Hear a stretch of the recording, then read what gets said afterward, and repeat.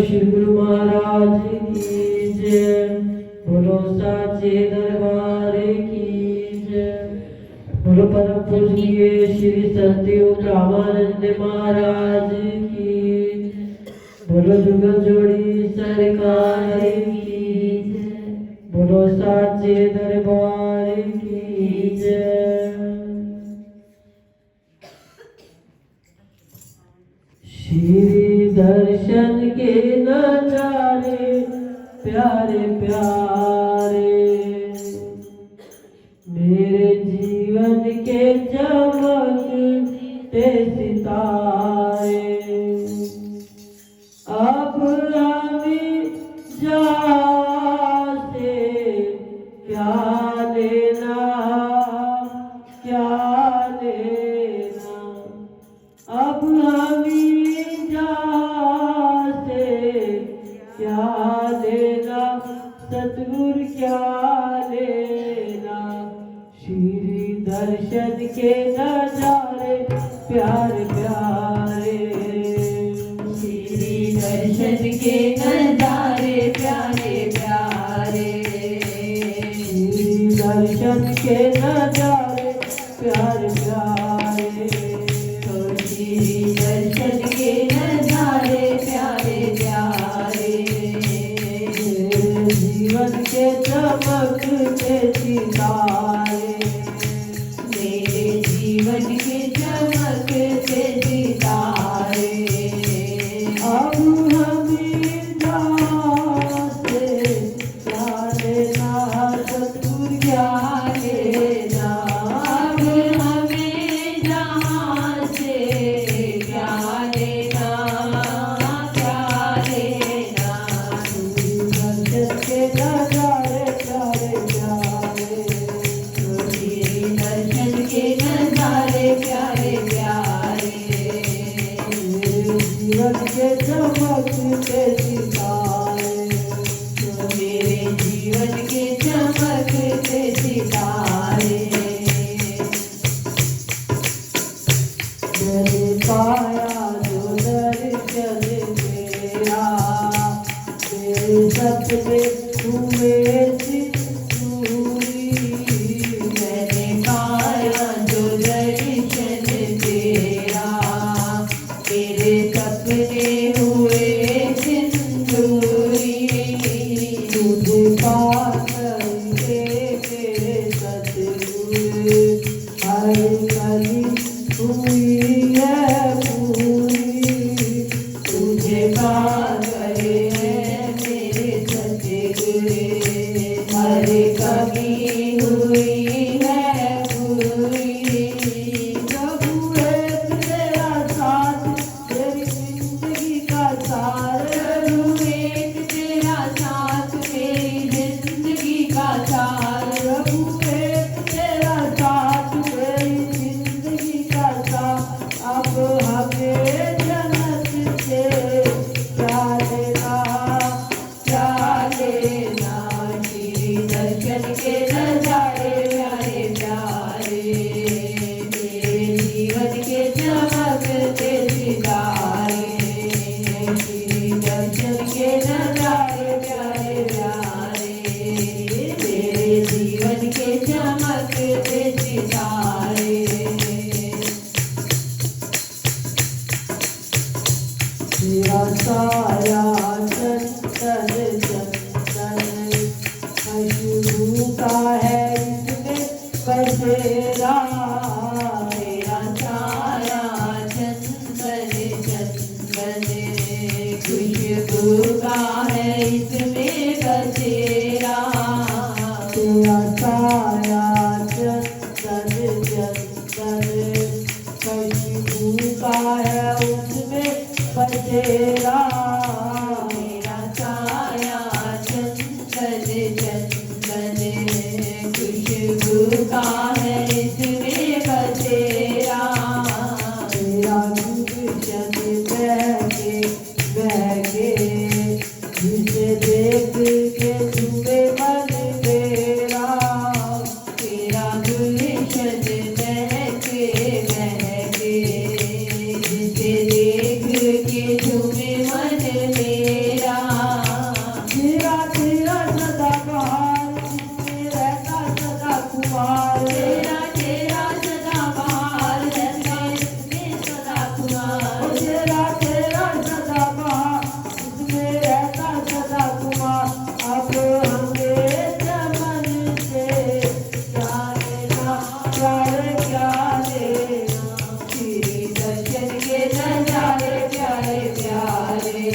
मेरे जीवन के नजारे सितारे, श्री दर्शन के नजारे प्यारे प्यारे, मेरे जीवन के चमकते सितारे।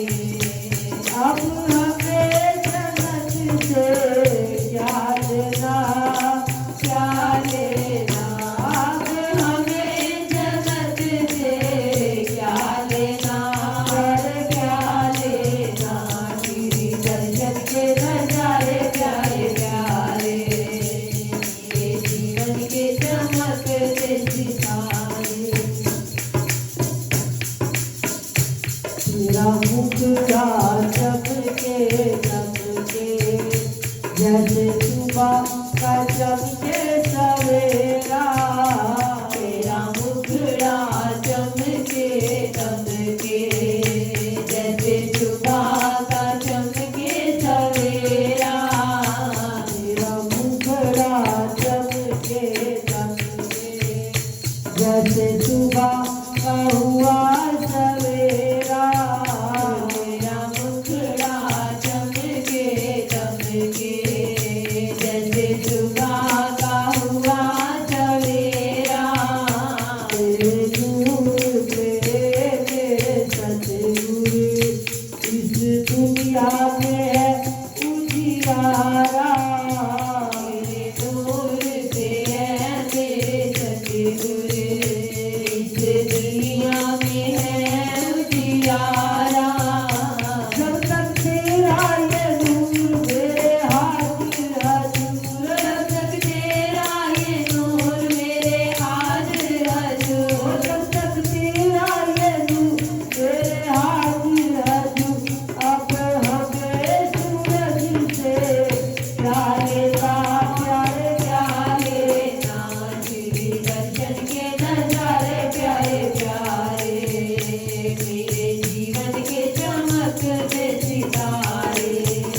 गुरु दर्शन के नजारे प्यारे प्यारे। मेरे जीवन के चमकते सितारे।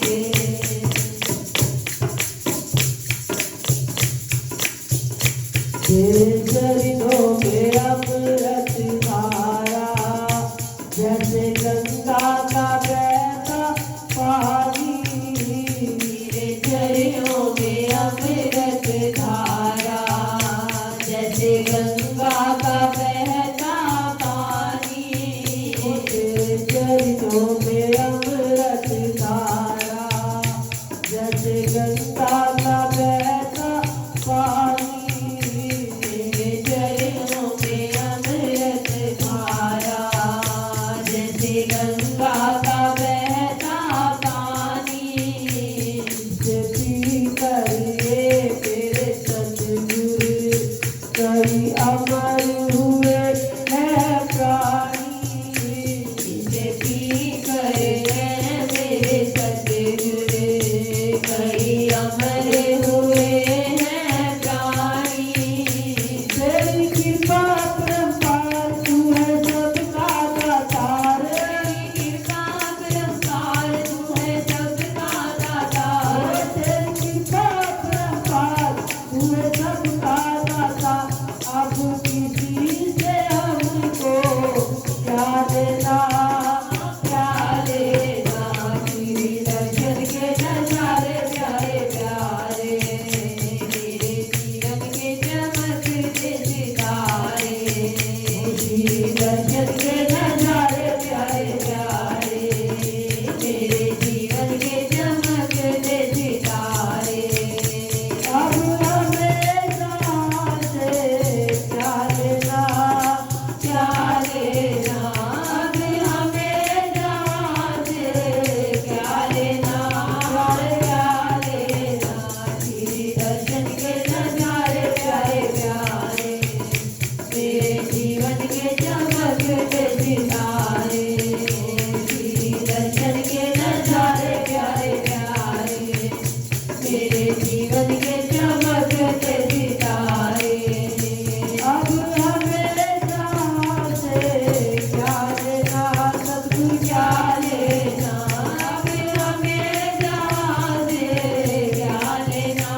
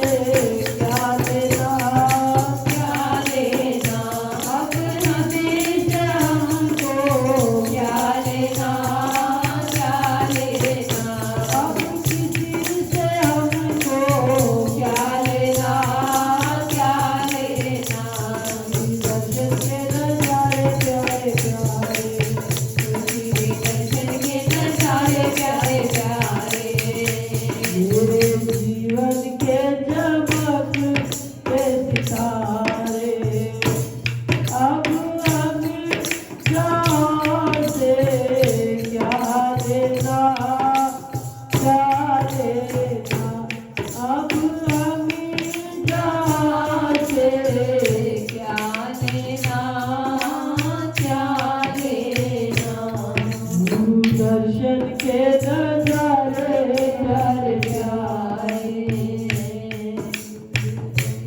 के नजारे प्यारे प्यारे जियो गुरु दर्शन के नजारे प्यारे प्यारे मेरे जीवन के चमकते सितारे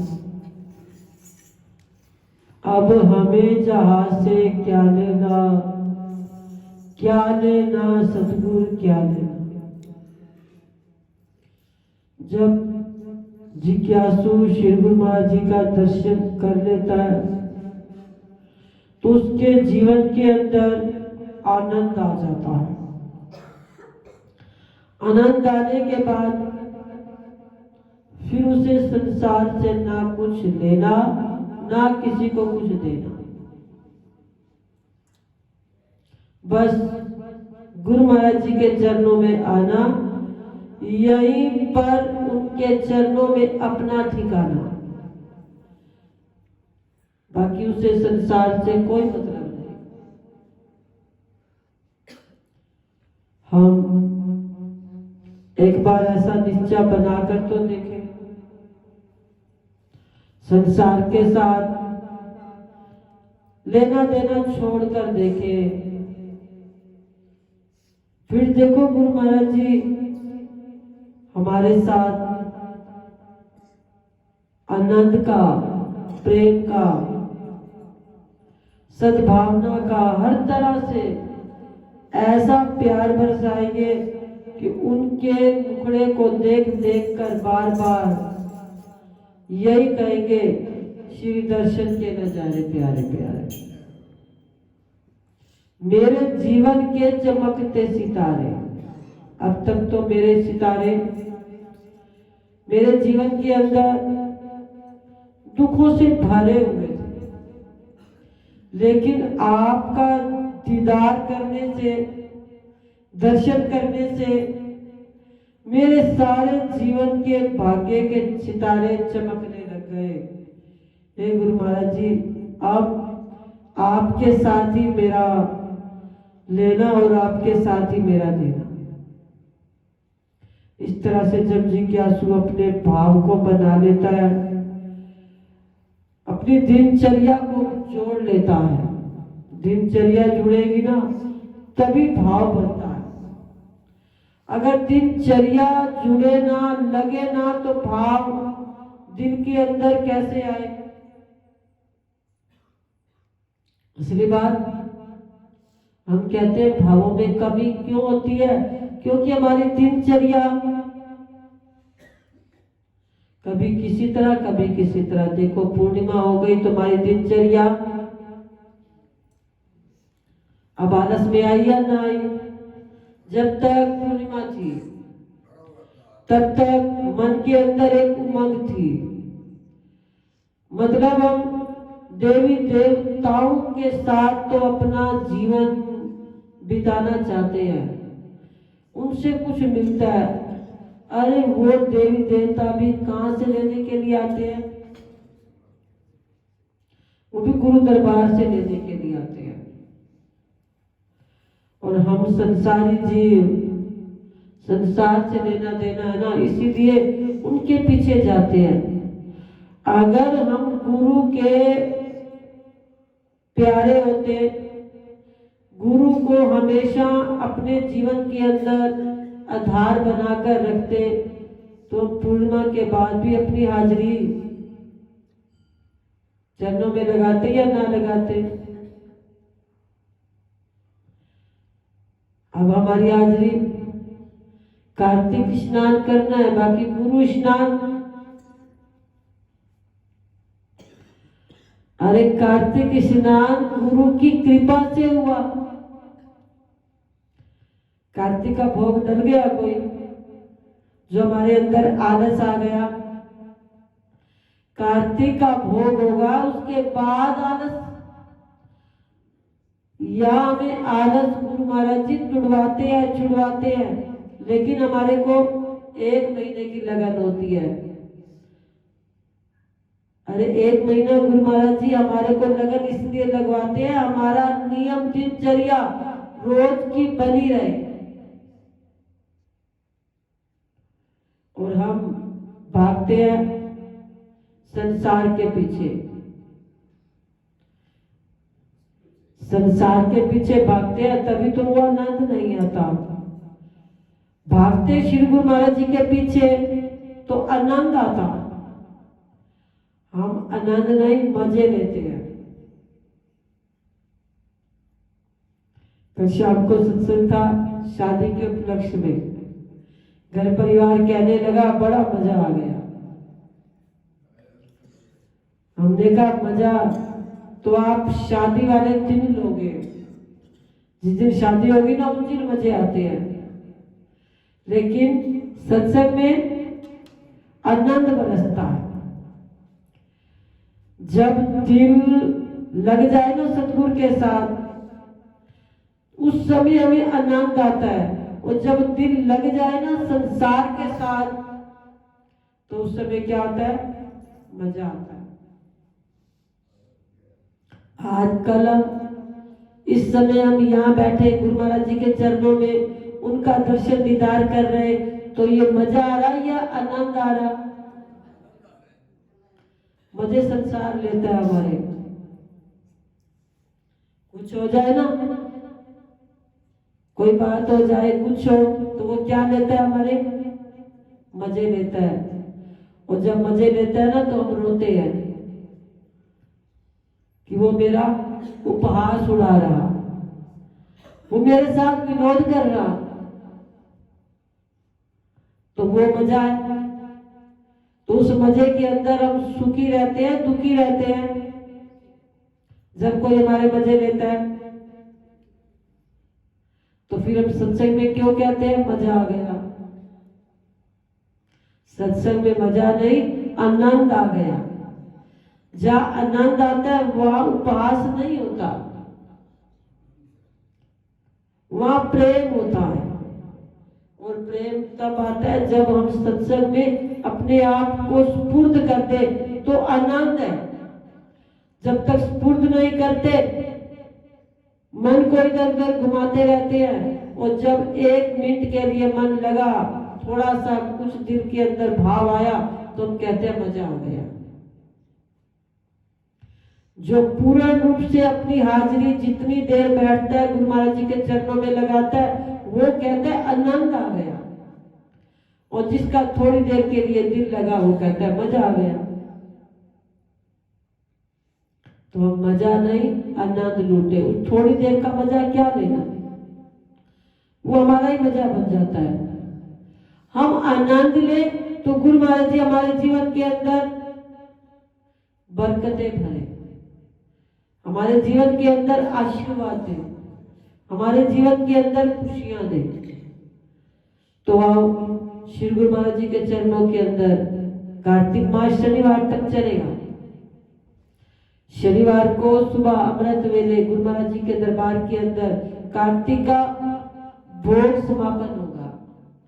तब तक हमने अपनी हाजिरी इधर से शनिवार को भोग डालेंगे, तो फिर रविवार को महीने का प्रथम रविवार उसकी भी तो हमने हाजिरी लगानी है। उस हाजिरी के अंदर भी हमने सुबह वाला समय जैसे आप आ रहे हो 5:30 से 7:30 बजे तक अपने आसपास गली मोहल्ले सबको सूचित करेंगे। जिनको ना भी पता हो तो उनको भी महीने के प्रथम रविवार तक हमने अपनी हाजिरी सुबह भी और शाम को भी 1 तारीख से लेकर 3 तारीख तक तुलसी विवाह जो श्री गुरु दरबार के अंदर हम सब ने बड़े भाव के साथ, प्रेम के साथ, खुशियों के साथ, आनंद के साथ मनाएंगे। तो गुरु महाराज जी हमारे उस आनंद को दुगना करेंगे, चुगना करेंगे। तो आओ गुरु दरबार के अंदर आए, कार्तिक मास मनाने के लिए आए, तो हम सब ने भाव के साथ सेवा भी करनी है, तन से भी, मन से भी, धन से भी, वाणी से भी, सबके साथ मीठा व्यवहार। किसी को कुछ मिल जाए उसके लिए भी हम शुक्रगुजार अगर कुछ थोड़ा मिले तो भी हम शुक्रगुजार करें। कभी समुद्र के पास गए हो? नहीं गए। जो जाता है ना, जिनको पता है, वहां पता है क्या होता है, उसमें सीपियां भी होती हैं, पत्थर भी होते हैं, कंकर भी होते हैं, कई बार हीरे भी मिल जाते हैं, कई बार मोती भी मिल जाते हैं। जो जितनी डुबकी लगाएगा उसको उसमें से, अब समुद्र एक है, समुद्र के बीच में जो जितनी गहराई तक आगे गया उसने मोती ले लिए, हीरे ले लिए, जो ना गया वो सीपियां चुनता रहा। अब ये क्या है? सत्संग एक समुद्र है। इस सत्संग के अंदर गुरु महाराज जी सबके ऊपर बराबर अपनी प्रेम वर्षा का जल छिड़कते हैं। अब जिसने जिस भाव के साथ गुरु महाराज जी के दरबार के अंदर जैसी सेवा को किया, तो गुरु महाराज जी उसके जीवन के अंदर वैसा ही आपको फल देते हैं। अब आए तो हम इसके अंदर जितनी डुबकी लगाएंगे, जैसा भाव बनाएंगे, जैसी श्रद्धा रखेंगे, गुरु महाराज जी उसी के अनुसार ही तो हमारे को उसका फल देंगे। हम भाव रखते हैं थोड़ा सा, तो गुरु महाराज जी हमारे भाव को उसी के अनुसार हमारी झोली में डाल देते हैं। भाव रखे ऊंचा, भाव रखे शुद्ध, भाव रखे प्रेम का, तो गुरु महाराज जी अनंत खुशियों का खजाना भर देते हैं, आशीर्वाद की बौछार लुटा देते हैं। तो हम फर्क मत समझा करें कि गुरु महाराज जी फर्क करते हैं। हमारे भाव, हमारे अंदर के जो विचार है वही हमारे को, जितना हम उनके चरणों के अंदर अपने विश्वास को बनाते जाएंगे, उतना वो हमारे विश्वास को दृढ़ करते हुए हमारे ऊपर कृपा बरसाएंगे। ये कृपा सागर है।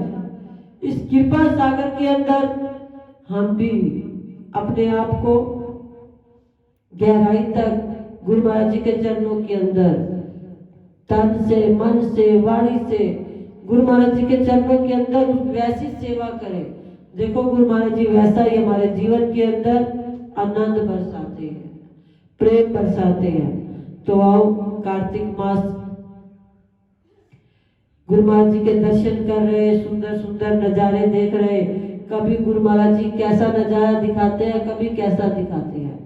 उन नजारों के अंदर हम भी सम्मिलित हो गुरु महाराज जी के दर्शन करके अपने जीवन का आनंद लें। तो आप सब संतों को, परिवारों को कार्तिक मास की गुरु महाराज जी के दर्शन दीदार की लाख लाख बधाइयाँ, लाख लाख बधाइयाँ और लाख लाख बधाइयाँ। और तुलसी के विवाह की भी तैयारियां हम तज से सेवा भी करेंगे। ये नहीं कि हम आकर, ये कोई घर की शादी नहीं, ये भगवान की शादी है। घरों की शादी में काम वाली आएगी, लेकिन भगवान की शादी में हम काम वाले बनेंगे। बनेंगे या नहीं बनेंगे? भगवान की शादी में हम खुद अपने हाथों से सारी सेवा करेंगे। तो गुरु महाराज जी मोती हीरे कैसे भरेंगे? यही तो होता है, यही तो डुबकी लगानी होती है। तो गुरु महाराज जी उतनी ही कृपा हमारे ऊपर करेंगे, तन से भी, मन से भी, वाणी से भी, धन से भी। हमने गुरु दरबार के अंदर अपनी हाजिरी को रविवार तक लगाना है, सेवा पर भी पहुंचना है और साथ साथ में तैयारियां भी करनी है। श्री कृष्ण गोविंद हरे मुरारी, हे नाथ नारायण वासुदेवा। श्री कृष्ण गोविंद हरे मुरारी, हे नाथ नारायण वासुदेवा। हे नाथ नारायण वासुदेवा, हे नाथ नारायण वासुदेवा, हे नाथ नारायण वासुदेवा, हे नाथ नारायण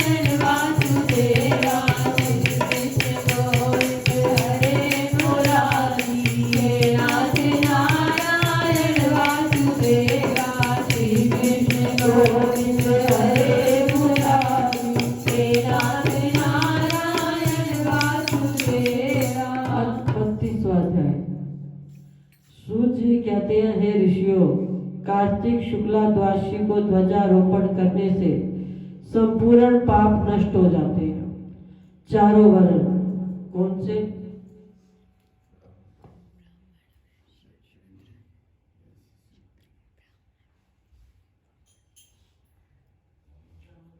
देखो हमारा कौन सा वर्ण है? हम वैश्य वर्ण के। ब्राह्मण, क्षत्रिय, वैश्य, शूद्र। अरे ये तो बड़ा ही सोशल प्रश्न होता है, इसको तो याद रखा करो हम कौन से समाज से हैं। कोई मुश्किल है?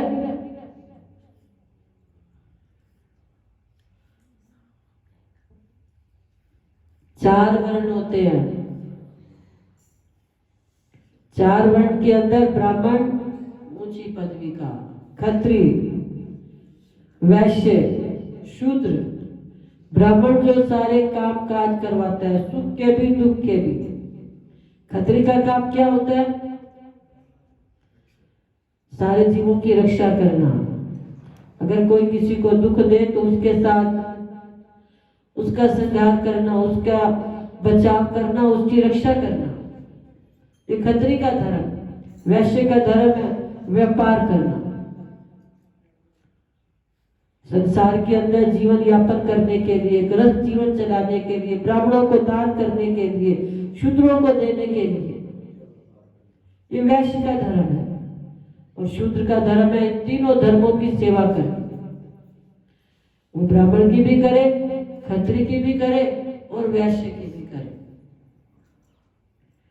तो हम अपने जो हमारा संकर है, जो हमारा वर्ण है, उसका हमेशा ध्यान रखा करें कि हम कौन से धर्म से हैं। चारों वर्ण ब्राह्मण, क्षत्रिय, वैश्य, शूद्र में से कोई भगवान के मंदिर में झंडी लगाता है, वो ब्रह्मा आदि देवताओं द्वारा सम्मानित होकर विष्णु लोक को प्राप्त हो जाता है। नारद जी कहते हैं, हे राजा पृथु, इस संबंध में मैं एक अति प्राचीन इतिहास सुनाता हूँ। बहुत पहले सतयुग में सुमति नाम का एक चंद्रवंशीय राजा था, जो अहंकार से रहित और भगवान का भगत था। सब द्वीपों में इसका शासन था। सत्यवती नाम वाली उसकी रानी बड़ी प्रतिव्रता थी। वो भगवान के सामने नृत्य करती, कार्तिक शुक्ला द्वादशी को भगवान के मंदिर में ध्वजा बांधा करती थी। एक दिन विभांडक ऋषि वहां पर आए। राजा रानी ने उनका बड़ा आदर सत्कार किया। तत्पश्चात ध्वजारोपण करते हुए देखकर ऋषि ने कहा, हे राजन, भगवान को प्रसन्न करने के और भी अनेक साधन हैं, तब आपकी इस ध्वजारोपण में इतनी श्रद्धा क्यों है? ये सुनकर राजा ने कहा, हे मुने, इसका अत्यंत अद्भुत एक इतिहास सुनो, जिसे मैं आपको सुनाता हूँ। मैं पूर्व जन्म में मालिनी नाम वाला ब्राह्मण, द्वेषी, कुकर्मी, महापापी, वेश्यगामी और शूद्र था। इन कुकर्मों के कारण मेरे बंधु बांधवों ने मुझे घर से निकाल दिया। इसके पश्चात वन में जाकर मैं टूटे फूटे विष्णु मंदिर में रहने लगा। दिन में वन के जीव जंतु और मृग आदि मारकर अपने पेट को पूर्ति से भरता, और एक दिन विंध्याचल पर्वत पर रहने वाली कोकलनी नाम की एक निषाद कन्या, जिसने अपने पति को मार दिया था, भूख से व्याकुल होकर वहां पर आई और मेरे पास रहने लगी। संयोगवश कार्तिक शुक्ला द्वादशी को हमने एक कपड़े को बांधकर झंडी सी बनाई और दोनों मदिरा पीकर झंडी हाथ में लिए सारी रात नृत्य करते रहे। नृत्य करते रहने के कारण प्रातःकाल हम दोनों की मृत्यु हो गई। तब यमदूत हमें यम फांस में बांधकर मारते हुए यमराज के पास ले चले। उसी समय विष्णु भगवान के दूत विमान लेकर वहां पर आए और यमदूतों को धिक्कारते हुए बोले, तुम सिर्फ पापियों को यमपुरी में ले जा सकते हो, धर्मात्माओं को नहीं। इस पर यमदूत भी क्रोधित होकर बोले, ये दोनों महापापी हैं, जीवन भर इन्होंने एक भी पुण्य कार्य नहीं किया, इसी कारण हम इन्हें यमपुरी ले जा रहे। तब विष्णु पार्षदों ने कहा, ये बड़े खेद की बात है, तुम्हें धर्म अधर्म का तनिक भी ज्ञान नहीं है। ये ठीक है कि जीवन भर ये पाप कर्मों में लिप्त रहे, परंतु कार्तिक शुक्ला द्वादशी को इन्होंने भगवान के मंदिर में ध्वजारोपण और नृत्य गायन किया है। इससे इनके संपूर्ण पाप नष्ट हो गए। अतएव ये विष्णु लोक जाने के अधिकारी हैं। भले इन्होंने अनजाने में सब कार्य किए, इसके पश्चात विष्णु पार्षद उन्हें विमान में बैठाकर विष्णु लोक को ले आए। नारद जी कहने लगे, हे राजा पृथु, अनजाने में ध्वजारोपण का ऐसा फल है, तो श्रद्धा पूर्वक कार्तिक शुक्ला द्वादशी को ध्वजारोपण करने से जितना फल प्राप्त होता है उसका वर्णन तो फिर किया ही नहीं जा सकता। इतनी कथा सुनकर विभाडक ऋषि तप करने के लिए चले गए। इति 32वां अध्याय संपूर्ण। बोलो श्री गुरु महाराज